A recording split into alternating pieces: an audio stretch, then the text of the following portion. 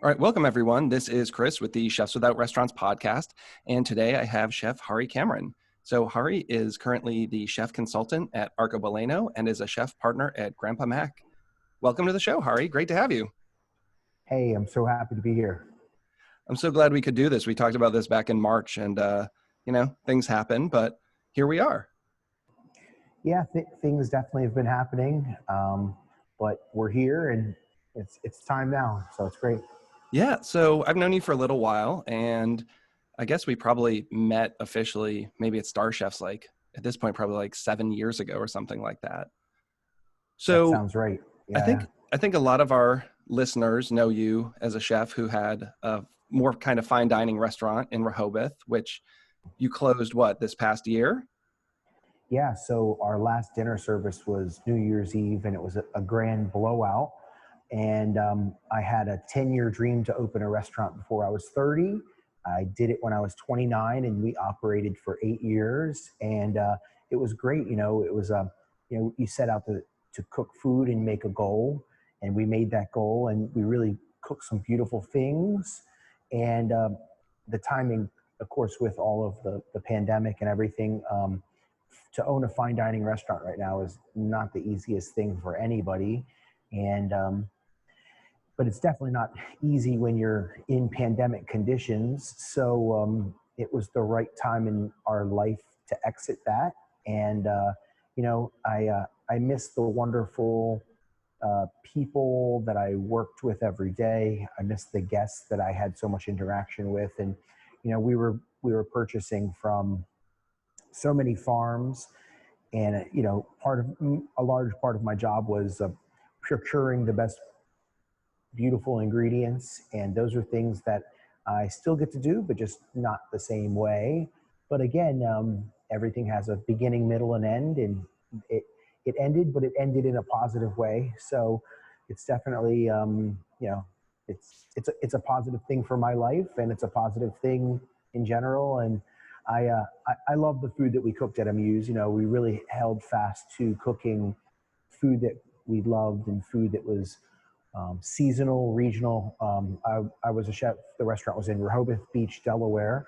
So we had the beautiful, the mid-Atlantic to draw from, both for inspiration for ingredients. We had the beautiful, the beach was 1 block away, so we could take a boardwalk stroll to clear the mind and find inspiration, or then we could go a mile this way and go into all the farms and all the great things that are in Delaware and in beyond. So it was a great experience. My heart is there, and I learned so much, and I grew so much, and it, being a chef for 20 years and being in my restaurant for 8 years, it's something that I'll do again, but in a different way.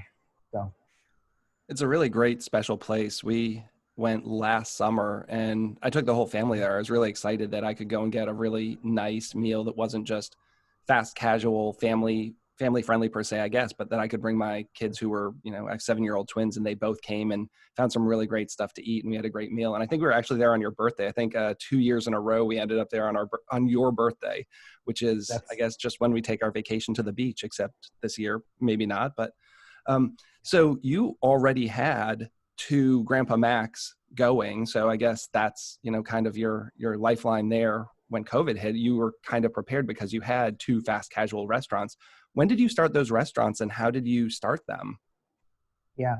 So at Amuse, I'll go back. We wanted to cook food which was seasonal, regional, but we're at the beach, so we wanted to. If your kids wanted to come in, and they could come in flip flops, and they could get something to eat that would be familiar to them. But then we also had the potential there to cook 7-course tasting menu, and it would change with every table depending on kind of where the inspiration came from.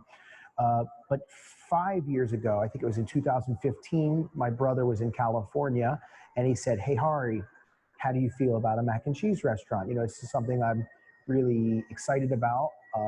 There was one called the Home Room in San Francisco, or in the Oakland area, that he really liked, and he was ready to come home.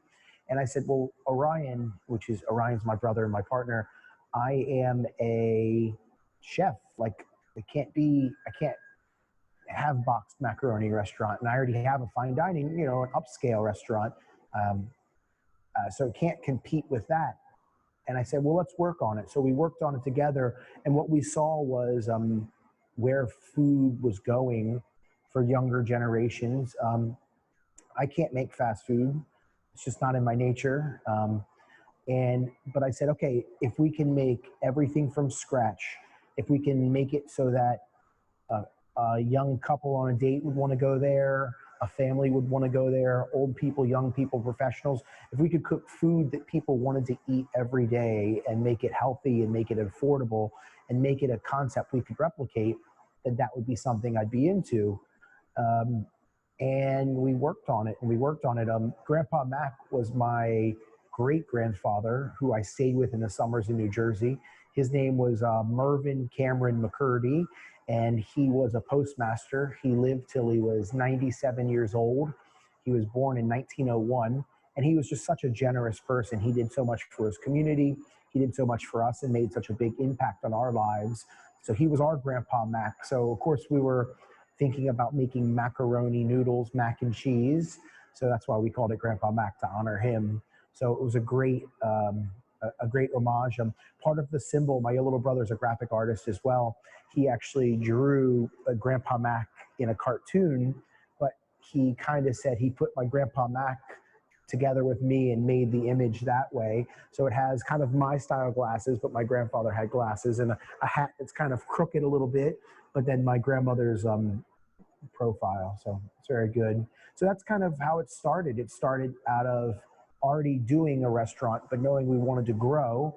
And then also my younger brother was inspired. And I said, okay, well, let's think about this. I've really always wanted to buy a pasta extruder.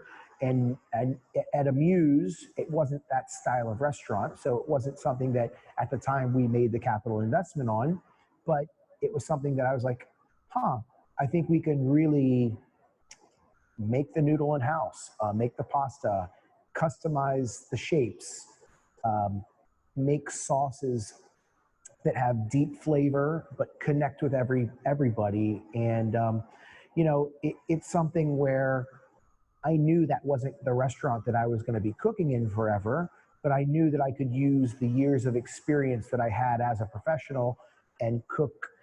Instead of making sauce in a pot, we make sauce in a 25-gallon steam kettle jacket there.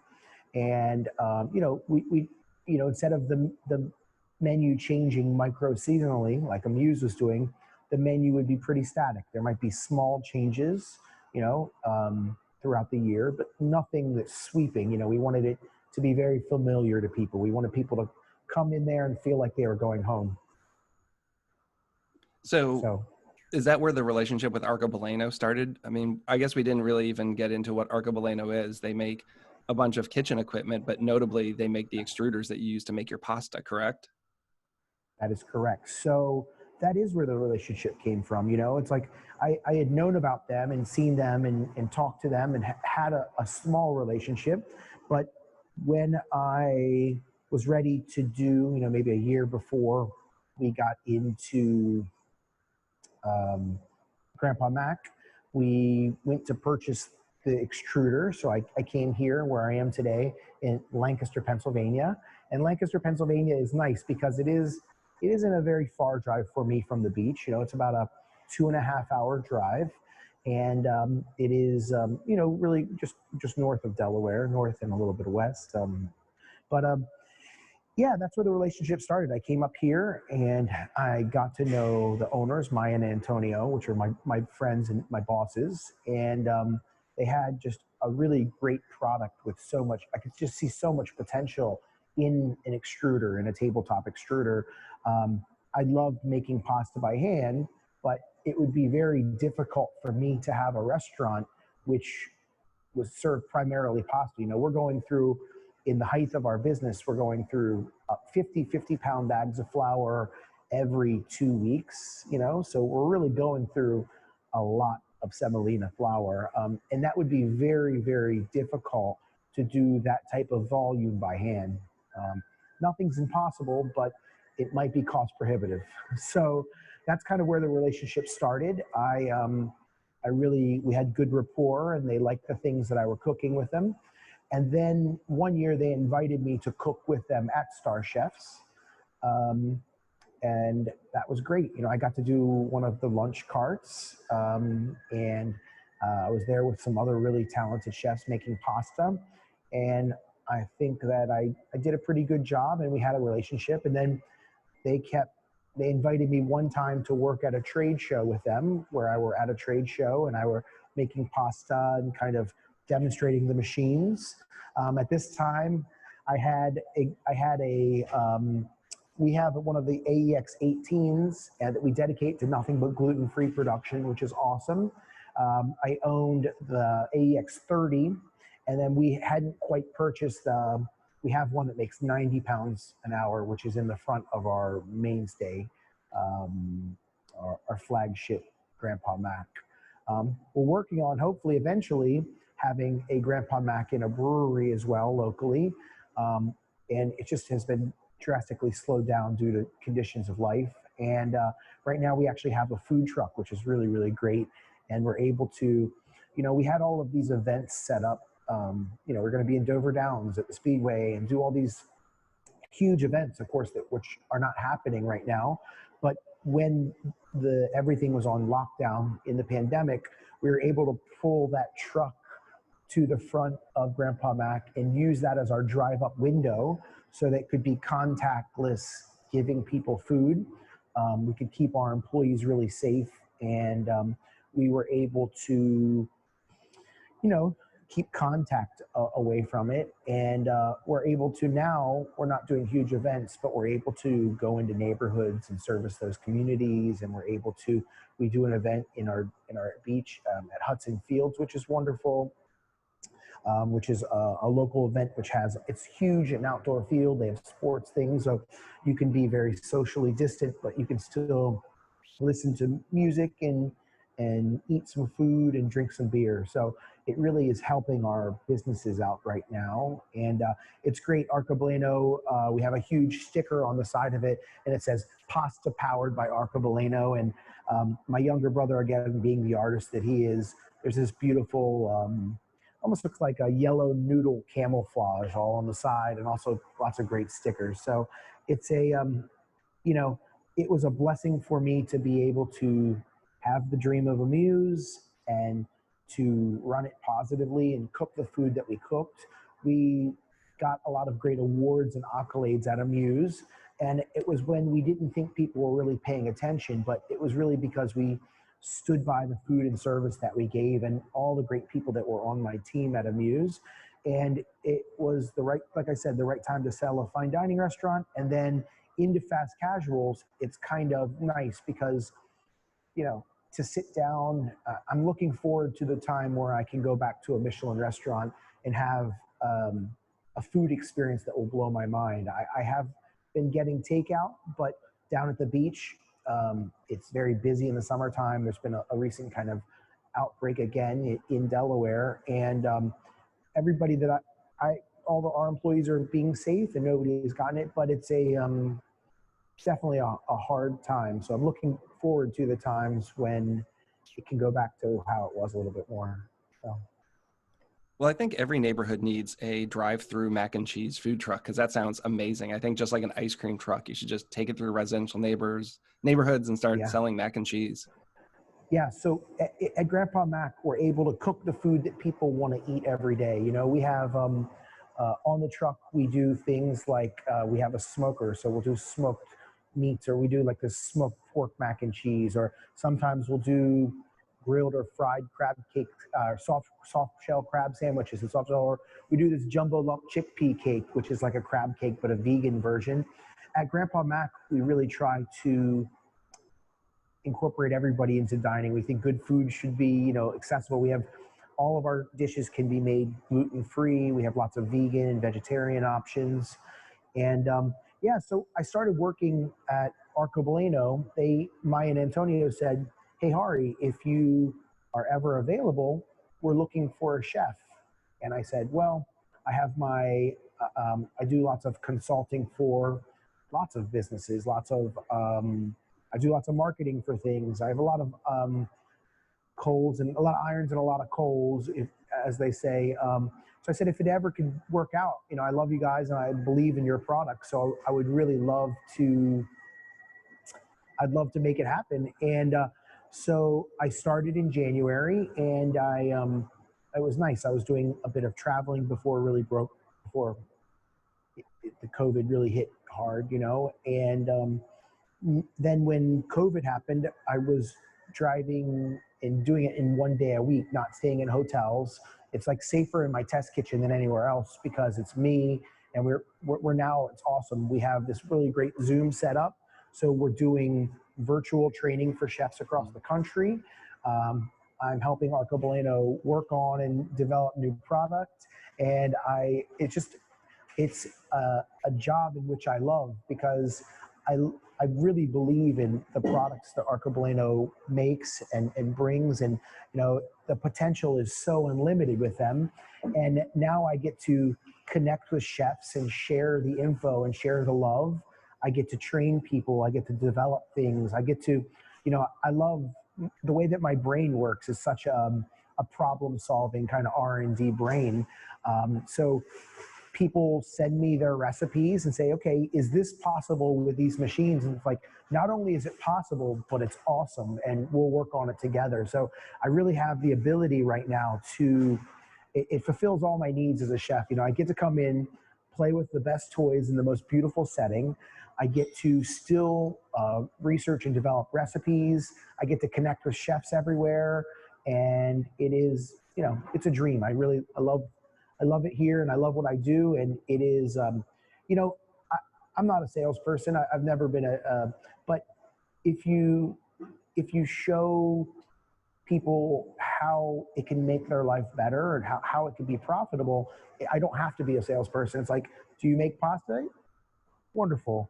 Um, this is how this machine can possibly work for you. If we can help you with it, please let us do so. And if it's not for you, then that's okay as well. Maybe you'll have a concept someday that you might want to make pasta, or you might need these type of machines. So it's a wonderful space and a great product, and pastas for sharing. So it's a great thing.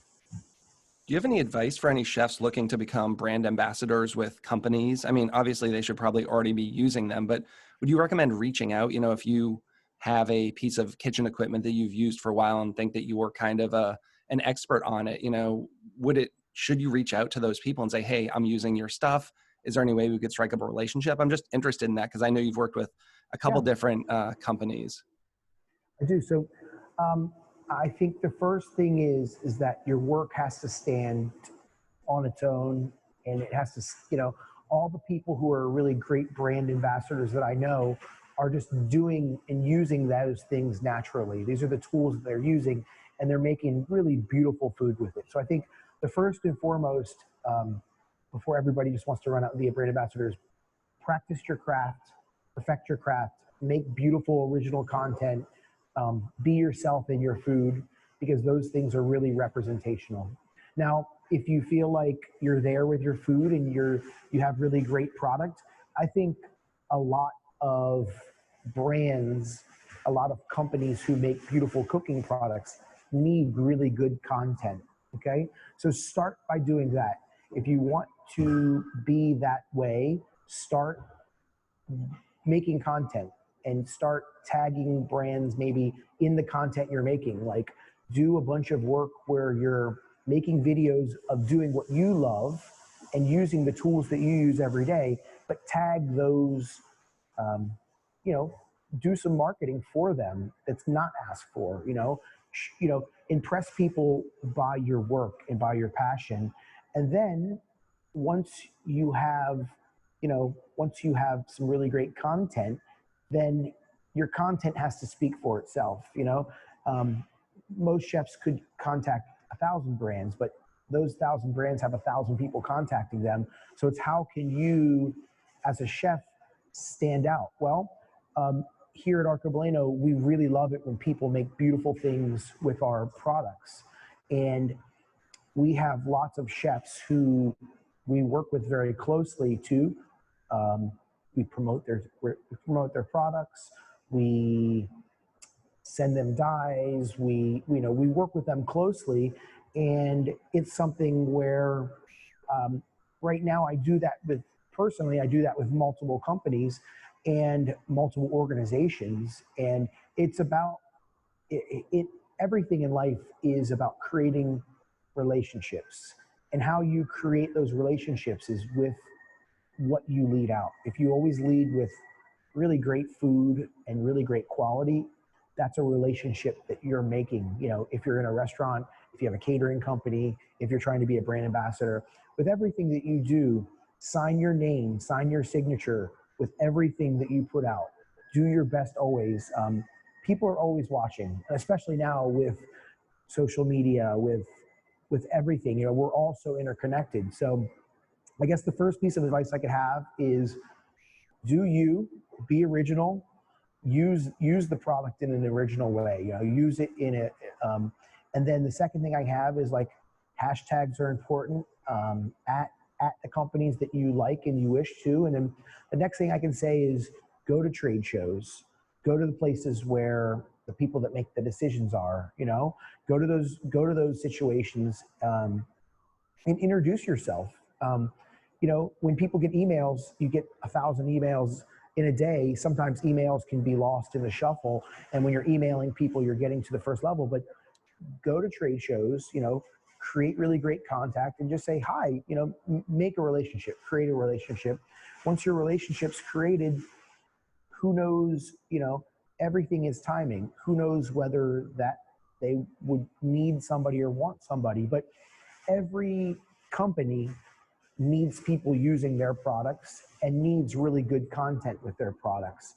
Every company's looking for that. So I would say if you're only cooking to be a brand ambassador for something, it probably won't work out for you, unfortunately. But if you're making really beautiful and wonderful content, for yourself and for your audience and for your diners, then maybe something can happen. There's only a few people that I know out there who their main thing or one of their large things is just working with companies and products. And it is possible in life, but I would say it's probably more attainable to cook beautiful food every day and love people and feed people. And then if you can work with a company in some way, so be it. And it's a lot of work. I think, I mean, obviously everything's a lot of work, but I think sometimes people on the outside think that it's really easy. Jesus, Hari, Star Chefs this year. How many things did you have going on? I mean, I just had Dave Petranzik on the show and I said, he's one of the hardest working guys at ICC, but this year it seemed like you had a dozen things going on, from workshops to pop-ups to Yeah. working with all these different brands. I mean, if you want to work with those brands, you got to put on the show, and you really did it this year. I mean, not that you haven't done it other years, but this year seemed Right. especially busy. I think in life, you get out what you put in. You put in the love, you receive the love. You put in the hard work, the hard work comes back to you. And yeah, when I'm at that particular event or any event, I just try to push. Um, I I always thought about, when I think about the Chefs Congress, I think the only person, I was always like, man, if I can cook half as many dishes as Shola, then I'm doing something right. It's like if I can keep but for me, it's like, where else am I going to be able to cook with people who is for the sheer love of cooking and for the sheer sharing of knowledge. And but every time I go to an event, that's the mindset that I go after. Or even when in my own cuisine, I want my food to have intense flavor and focus, but I'm going to go, I study things. And when I study things, I go deep into them, and I go deep into the history and origin of these things. And I go into different sources and purveyors of these things. And I go into looking at 100 recipes that are already kind of being created like this. And then once I'm doing all of these things, then then an outcome will come. The thing I love about creativity is never, you just sit down and be creative. Creativity is everything that you've seen, heard, tasted, touched, it all kind of melds together and it comes together into something beautiful that is it. There's no nothing is just made. There's influences happening from so many things, and it's making those influences your own, and adopting them for the things that and the things that you want to share and love. So yeah, it's a fun thing. I love to cook every day. I love to connect with people. I love to explore. And those are the things that really keep me stoked on doing it and keep me juiced up. It's like, yeah, I could only do one thing there, but what's the fun in that when you could do 13 things? So, And you do beverages as well. You had your own spirit produced with Dogfish Head. How cool is that? And I know you won a cocktail competition. Is that how that started? yeah, so I've been very fortunate. I actually with there's a guy named Rob Bagley, and he's in Rehoboth Beach, and he's actually starting I've kind of helped him with his business, and I'm involved in that as well. It's called Destill, but it's like Delaware, Destilj. And yeah, I've entered in a lot of cocktail competitions, and I have won a good amount of them. To me, I think, you'll find some chefs that say, oh, I don't like to bake, or I don't like to do pastry. It's too much like science, or, oh, I'm going to leave the cocktails to somebody else. To me, it's all technique and flavor. It's like learning the origins of things and exploring things is fun for me. It's like, it's not only my hobby, but it's a fortunate hobby that I can pursue every day. And yeah, so that was great. I actually entered in the Dogfish Head.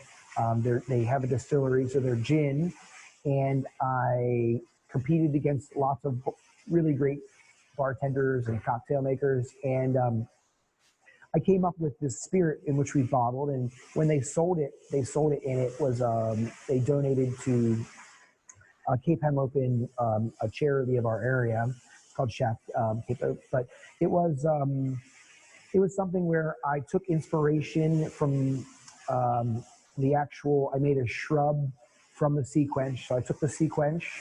It was already a naturally sour, and then I used acid phosphates, which are an old school soda jerk, and I made that into this really, really bright, instead of vinegar, but a shrub from the beer. And then I got my fishermen, went out with them, and got a big tub of deep sea water. And then I made Delaware sea salt from that off of our coast.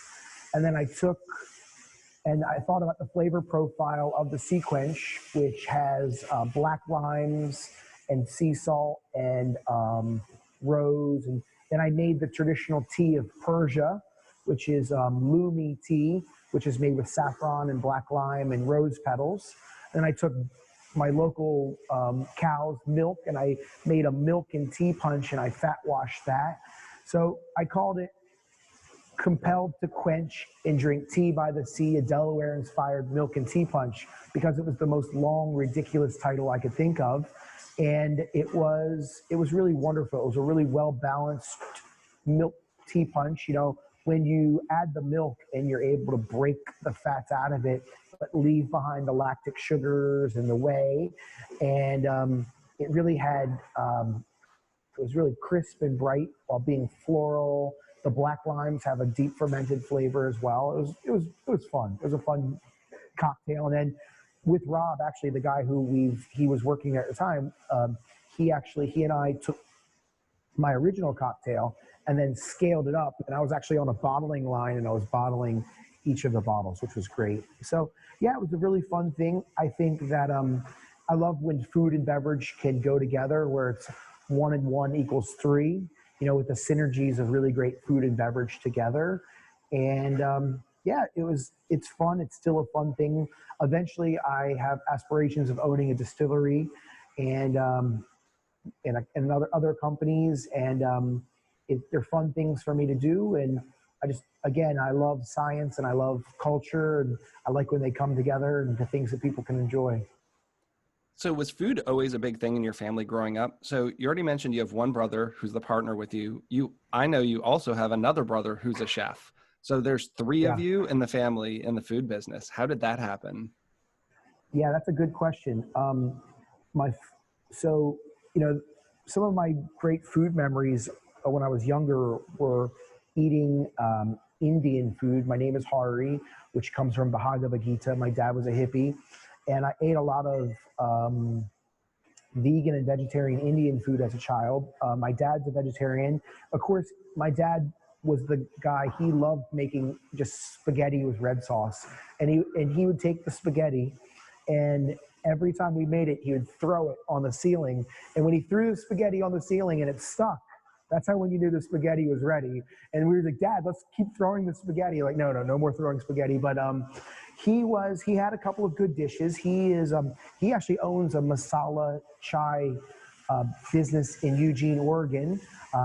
After he got remarried, and Barbara is my stepmother, and it's called Blue Lotus Chai, and they're distributed in Whole Foods and Fresh Market. You can order it online, and they make a really beautiful masala chai, which is the spiced tea of India. But my dad was always a carpenter, and he was a general contractor, but he could do so many things. My dad is naturally an artist. He carved totem poles, and he made flutes with our next door neighbor that he played Native American things when we had sweat lodges. And uh, he did silversmithing. I've started to get back into silversmithing, which is wonderful, which I sat in his lap and filed things. My mom was a waitress when I was growing up, a mother. She took care of us, but she occasionally worked as a server. And she's a physical therapist now, or a PTA. And she is just a ray of sunshine. She has this natural, infectious quality and a loving spirit. And who knows, I always really liked to be in the kitchen. I always liked to be in the garden, like eating fresh tomatoes eating cucumber from the field. But it is one of these things where who knows why we all, my brother Joshua Cameron, he's in Bangkok right now. He is a chef of the tallest restaurant in Bangkok with views, and he's doing really great food over there. Yeah, I don't know. My mom is a good cook. She has some really great dishes. Is she a great cook? I mean, who's to say? When you eat your mom's cooking, it's always great. It's like she makes this cucumber salad in the summertime, and it's one that I like to make as well. And it's like so simple. It's like where you slice the onions and you marinate the onions in vinegar, and then you add them to the cucumber, salt, and maybe there's other things too. I mean, depending on how I've made it different ways. But when my mom cooks, she's always like, "Oh, Hari, I know it's not like what you cook," and it's like, to me, any food that's prepared with love, any food that anybody cooks for me, I am not a critic. I am just a human being and a lover of food things, and so simple things are great for me as well. And yeah, who knows why we're all three in the food business. My brother Orion is a graphic artist, and he was always in the front of the house, and he's my general manager. He's the managing partner there. If you're there, he is the guy who is giving you that great service. He's the guy my little brother is this natural athlete who can pick up anything physical and just naturally do it. And he uses that same kind of team mentality at Grandpa Mac. It's kind of like he's like calling the shots, making it happen. So, but my little brother he was a very picky eater, and even now he eats a lot of different things, but he is so critical. He'll tell you if he doesn't like it. They're like, nope, don't like it. Like, go back and do it again. Where for me, it's micro adjustments. It's I like to eat every food. So yeah. With Grandpa Mac, I really like the idea of a business that can make as many people happy as possible, because I think that is what good food is. It's caring for people, making people happy. So I think that's the thing that we got from our parents is that caring for people. And it just turns out it happened in hospitality, and the rest is history. So.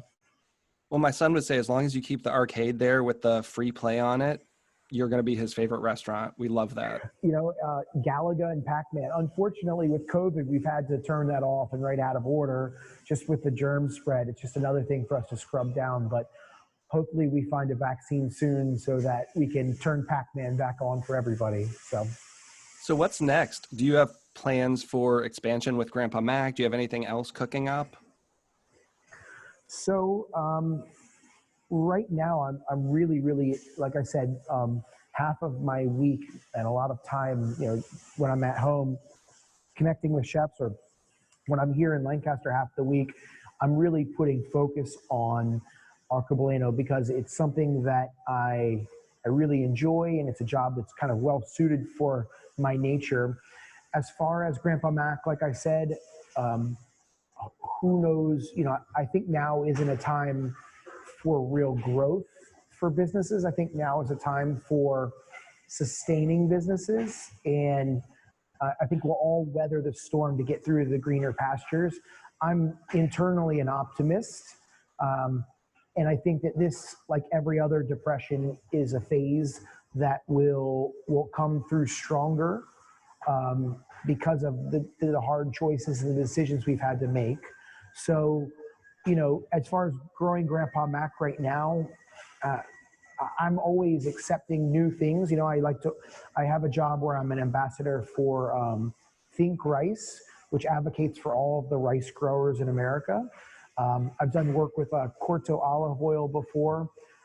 They have really wonderful California grown in Lodi, beautiful fresh olives, and they actually came right before COVID and made a video of my son and myself making pasta in our kitchen, which is really beautiful and nice. But at this time, I I really love where I am in life, and I feel blessed, and I count my blessings every day for where I am. And who knows what will happen tomorrow? All we have is the food that we cook today and the relationships we have. And so right now, no, what's next for me? And maybe, I always want to help people out in life. And who knows, in another 10 or 15 years, if we could have an institute where we could help people grow food and learn how to cook and still cook beautiful food. I always have aspirations of doing things that are bigger than just one restaurant. A restaurant has a 30-year shelf life, a 40, 100-year shelf life, but I want to have someday something which, for generations that come, that can help people out. I want to create those type of things with my life and my experiences. Um, I always do work with lots of nonprofits to help people. Of course, these big events that I've been the chefs of in the past aren't going on right now, but I was speaking with my friend, her name is Stacy Lamada, and she does this event every fall where it's called the Southern Delaware Food and Wine Festival. And it was an indoor event, it had 800 people, and it went to local causes. And I said, hey, Stacy, I definitely think you should keep this event going. I think you should have the momentum, but it needs to be, the money needs to go inward towards the restaurant community, which is suffering. We need to be able to have this outdoors in a huge venue so that people can be absolutely social distance. We need to take people's temperature. We need to make sure that people are being safe, because people still need to come together and experience food, and chefs still need to cook. But it needs to be safe and it needs to be different. So that's kind of where I'm working right now. I'm still working on a book called The Chef Response with chefs around the country. Arcobaleno is sponsoring the book with other great people as well. Another podcast that I was on, Emmanuel, shout out to you. His podcast is really, really wonderful. It's called Flavor Unknown, and check out his podcast as well. And he's been helping me out with it. We're kind of stalled in a holding pattern right now, but we wanted to make a book where every chef who participated in it could equally share in how it benefited. So we could share recipes, and we're calling it the Chef Response. And it's, what is the chef's response in a pandemic? Is to cook and to keep cooking and cook what you know and cook for your family, or cook to make your business survive in any way that you can. As a chef, it's inherent in me to cook. It's what I have to do. I have to get, no matter how many other things that I'm thinking about or hobbies or things, I always have to cook, and it's kind of what's in me. So I guess that's what's next, is to keep surviving, keep thriving, keep connecting with chefs across the country, keep innovating, keep cooking. I love it. And one of the questions we always ask is what you want to be remembered for, but it sounds like you already jumped right in and answered that there. Yeah, I guess what I want to be remembered for is I've lived in many places. You know, my family moved around, but I've always lived on the East Coast of the U.S. I've always been a Mid-Atlantic, upstate New York, and some different places. But you know, uh, I often meet people and say, "Man, I've met people on the West Coast that have eaten my food in Delaware, which is amazing." I always wanted to be seasonally and regionally great. You know, I wanted to be, but it's really great when people come to me and say, "Hey, Hari, do you remember this dish I had 7 years of yours? It was like the best thing I've ever eaten." My wife and I still remember this experience that we had. And I said, "No, I don't remember that dish. It sounds like something I would have cooked at the time. And I'm glad that it impacted you. I'm glad that, you know, if you are fortunate enough in life to have somebody that you want to eat with, and if you're fortunate enough in life to be able to share an experience both socially, culturally, eating is the most intimate thing we can do. You know, you're literally sharing intimate space with somebody. You're putting things into your body. You're sharing your culture, you know. So I guess the things that I would want to be remembered for is sharing some of that love and holding a space that we can really, holding a space for a period of time that we could really, people could come and celebrate their best and most beautiful weddings and their best and most beautiful happy times, or come together to mourn something, or come together to celebrate a graduation. You know, those things are wonderful things. And then the other thing is that I've always tried to cook food that had one foot firmly planted in history and technique and culture, and one foot planted in my own head and my own imagination, the here and now of what food can be. um, I think you have to honor the classics. You have to honor great food, or you have no technique, or you have no, you know, technique has to be paramount. You know, you have to have technique, but technique without love is just hollow. So I don't know. I don't know if that's a good answer or not. You know, it's kind of putting together, putting together the old and the new. Um, Representing great farmer, you know, working with great farmers, cooking food that has historical ties, but also cooking food which is great on many levels. So there's Antonio right now. Oh, come say hi to everybody out there. This is Antonio. Hi, He everybody. is the president and proprietor, owner of Arcobaleno, my boss, great friend. He's been, this year, Arcobaleno has been in business for 25 years, and I'm only very new to it, but it wouldn't be without him. So happy and honored to be here with him. And so if you're ever in Lancaster and you need some good pasta things, this is the guy. This is the guy. So Thank you, guys. It's good. definitely good hands. We're really blessed to have such a talent and working together, and such a good friend as well. So we really appreciate it. Thank you. So enjoy and Thank have you. fun. Thank you so much. Thank you so much. Yeah, so this is the test kitchen right here in Arcobaleno. You walk in the front and you're greeted by smiling faces. Of course, we have hand sanitizer. Everybody wears their mask. And then if you look to the back of Arcobaleno, behind us, there's a machine shop called GAM Machine Shop, where we're able to tool different parts. We're able to fix things. Things can be assembled. What makes Arcobaleno great is some companies you call and you can't connect with people, but Amy's smiling face on the phone, Scott's tech support, you know, all of, you know, you call and you can, you know, I've been very fortunate. I've had the machine for over 6 years and not had any issues with it, but it's one of these things where I know that if I did, and I work for, but even before I work for the company, I could stand behind the support that you would get. And I think that's a really great thing when you can work, when you can have relationships with people, which, you know, who you buy your product from should be a relationship. You know, it kind of goes back to the ambassadoring thing, like who you're cooking for is a relationship. All of these things. So again, I'm a chef without a restaurant. I have a restaurant, but I'm not the chef there. I'm the owner who dictates the recipes. But this isn't a restaurant, but it's also a place where we're going to be using this beautiful GoPro, this setup, to connect with chefs across the country, to train people further, to give classes, to share the knowledge of bread making, pasta making, charcuterie, all of these things that I really love.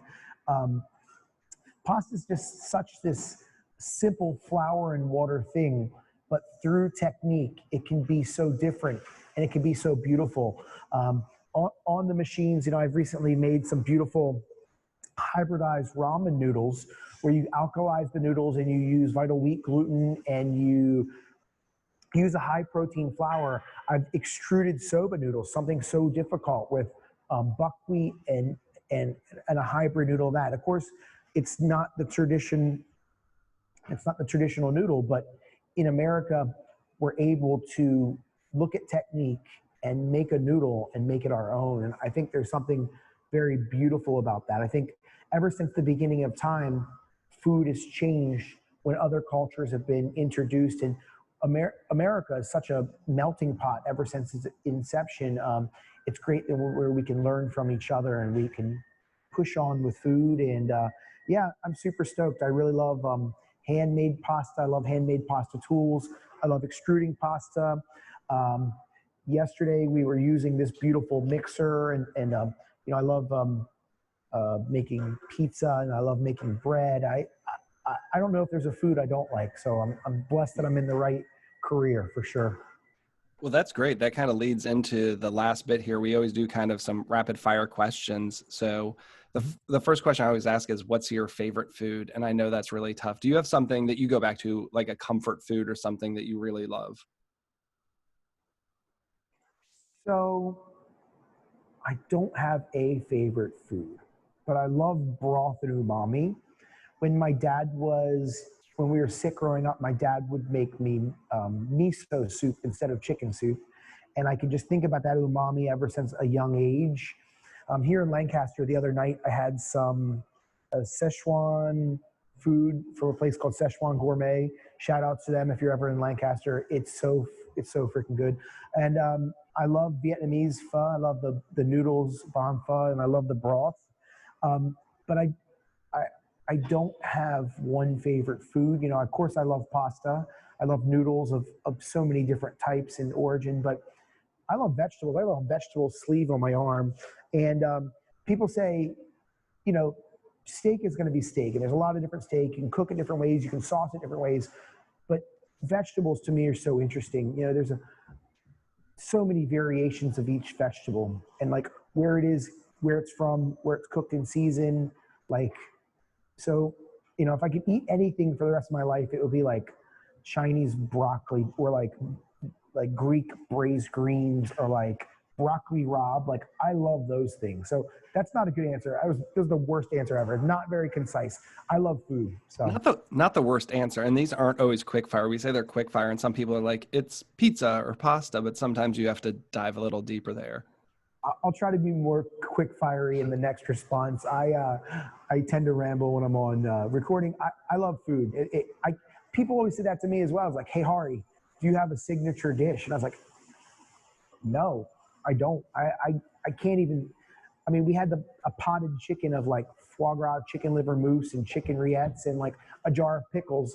That was the only thing that was on a Muse's menu the whole time. So signature dish, I don't know. And I hate that question too. I shouldn't ask it, because we all hate when we get asked that, right? What kind of food do you cook? What's your favorite cuisine? What do you do? And it's like, I have done so much and made so much, I don't know. But I love it all. I still throw it out there for everyone. Well, So it's nice to see how somebody reacts to it, you know? what are some of your favorite culinary resources? Are there websites, books, blogs, Instagram accounts? Like, if someone's looking to expand, and, you know, it could be very specific. It could be about pasta. It could be a certain cuisine, but what do you really love? That's a great question. I really like Um, you know, I always found inspiration in Art Culinaire magazine. It comes out quarterly. These are the things as a young cook I inspired to. Um, I like Michael Ruhlman's ratio book. I think everybody got ratios tattooed on my arm. Michael Ruhlman, big shout out. If you know a ratio, if you know technique and ratio, you can cook anything within that ratio. So I think understanding those fundamentals, of course, Larousse Gastronomie. You know, if you want to know if you don't want to know where you're going, you have to know where you've been. So looking at all those classic things there. If you're looking at bread, I love Peter Reinhardt. I love his books. I think he's the man. He moderated a panel I was on, and I was like, "We're not worthy. We're not worthy." It was really great. I guess in everything, you look to the people doing it well. Um, when I was younger, if you want to know hydrocolloids, I used to love Kythmos hydrocolloid manual you can download online. When I do R&D for stuff, I still reference that. I think that's great. Yeah, I think those are a couple that I really love. That was my very first intro to hydrocolloids, I think. I did a workshop with Dave Arnold, and he recommended everyone go and download that. And they kept updating it every maybe 6 months or so. And I haven't checked back. I don't know if they've updated it. I don't think I've looked at the website in 5 years or so, but I'm sure the I don't think original they cookbook, have. it Yeah, was a couple hundred pages. Such a great resource. I just worked on a keto startup pasta, so I was referencing a lot because when you're doing gluten replacers and when you're understanding gels, because you need gels when you're not, low carb and high protein things. So that's why it was on my mind, because I've just been working on this R&D for a startup for this keto for my buddy Elliot. So Very cool. I don't have anything else for you. Do you have anything you'd like to share with our listeners before we get out of here today? well, I just want everybody to know that COVID's not going to last forever. So keep your head up. I think everybody needs to vote with their dollars, support the companies that you think are doing it really well. If your restaurant in your town is doing takeout, try to do that once a month if that's what your budget will allow. Support the people who you want to survive and sustain. Buy from the companies you believe in. Create relationships with people. It's really difficult for restaurant owners right now. It's really difficult for chefs in our industry. It's difficult for manufacturing companies. This is an unprecedented time, or not in many people's lifetimes have we seen something like this. But this too shall pass. This is not our forever. Be safe. Be socially distant, but don't be socially distant. Make calls to people. Tell people often that you love them. Be physically distant. Don't be socially distant. Keep working hard, and we'll all get through this stronger together.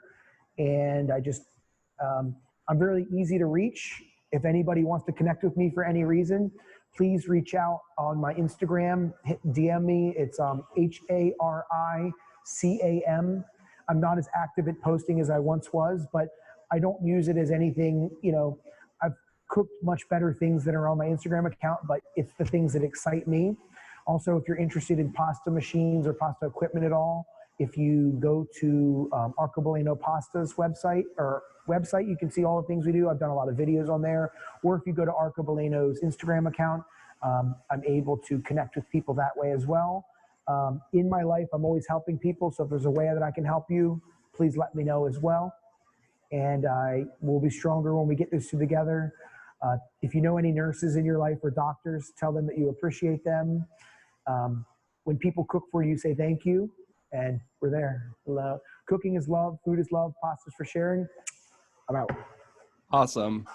Well, thanks so much. This has been great. And to all our listeners, this has been the Chefs Without Restaurants podcast. As always, you can find us at chefswithoutrestaurants.com.org and all social media channels. Thanks so much and have a great week. Thank you. Hey, thanks. Thanks a lot, Hari. This was great. I hope you had a good time. I had a great time. Thank you. I hope I